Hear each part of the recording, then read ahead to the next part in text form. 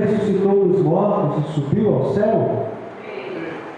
Vocês creem no Espírito Santo, na Santa Igreja Católica, na comunhão dos santos, na remissão dos pecados, na ressurreição dos mortos e na vida eterna? Meus irmãos e minhas irmãs, esta é a nossa fé, que da Igreja recebemos e sinceramente professamos, razão de nossa alegria em Cristo, nosso Senhor. Todos demos graças a Deus. Demos graças a Deus. Isso. Agora, antes de fazer o batismo com a água, uma pergunta para vocês, pais e padrinhos. Vocês acabaram de fazer as promessas do batismo de vocês.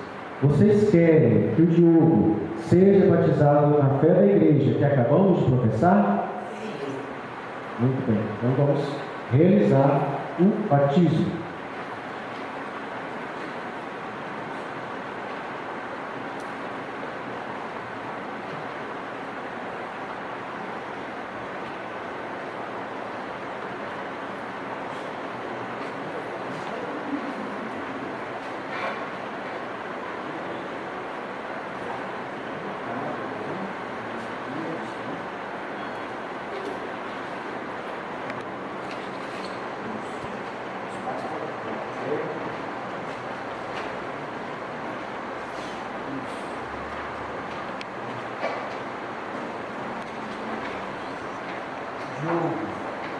Diogo, eu te batizo em nome do Pai,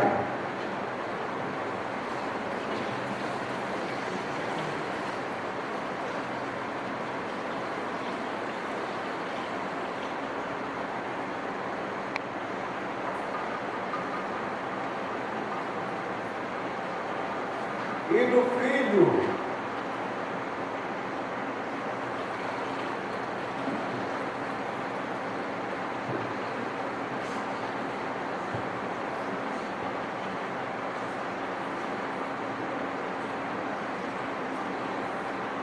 e do Espírito Santo. Todos. Amém.